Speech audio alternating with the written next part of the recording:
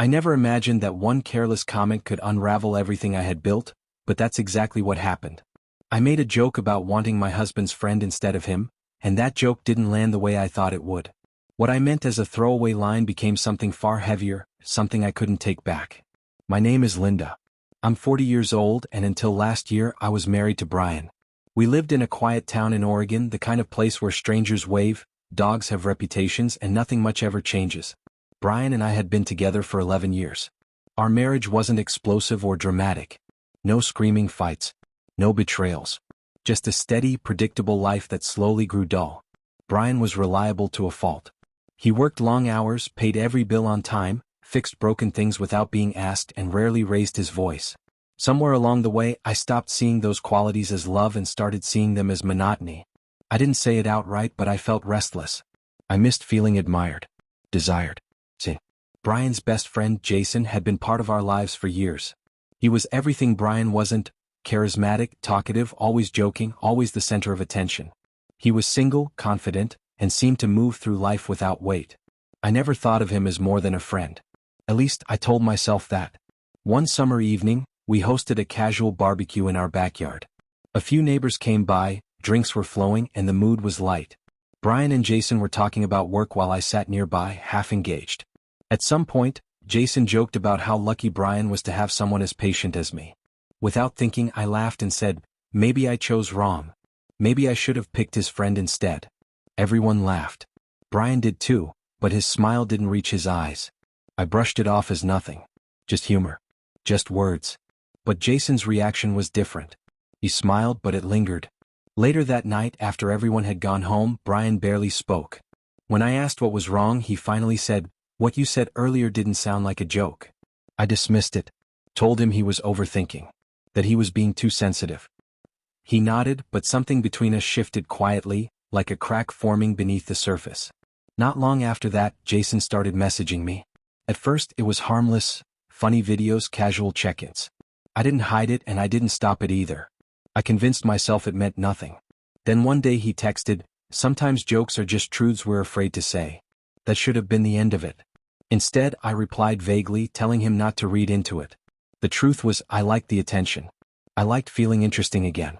The messages grew more personal. He complimented me. Told me I deserved more affection. Said Brian didn't appreciate me enough. I didn't defend my husband. I listened. One afternoon, Jason stopped by while Brian was at work. He said he was in the area and needed to drop something off.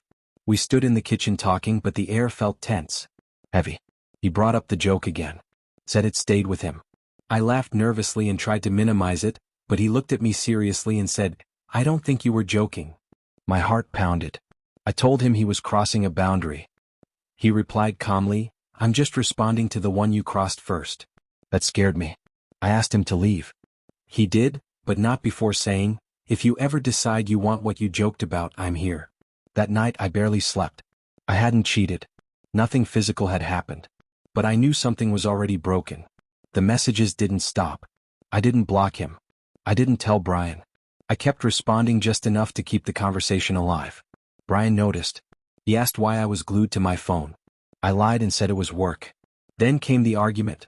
The kind that starts over nothing and ends with everything exposed. Brian finally said, "Ever since that joke, I feel like I'm competing with my own friend." I snapped back without thinking. At least Jason listens to me. The silence that followed was devastating. The next day, Brian confronted Jason. I wasn't there, but later Brian told me everything. Jason admitted he had feelings for me. Said he believed I felt the same. When Brian came home early, his face was drained of color. He asked me if I'd encouraged it. I tried to explain.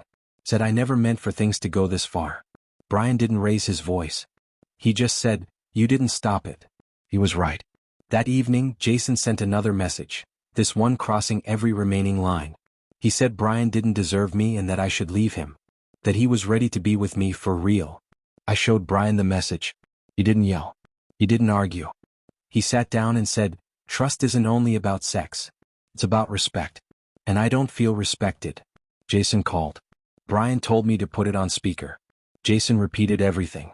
Said my joke gave him hope. That was the moment it all became real. Brian told Jason to never contact us again. Then he turned to me and said, "I don't know if I can stay married to someone who jokes about replacing me, and then lets my friend believe it's possible. I cried.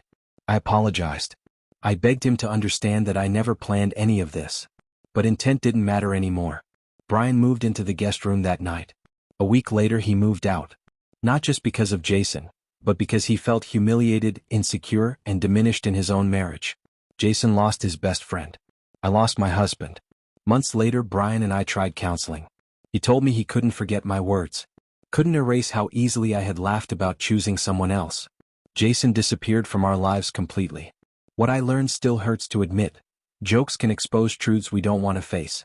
And when you joke about replacing the person who loves you, don't be shocked when someone takes you seriously, and the one who trusted you stops laughing forever.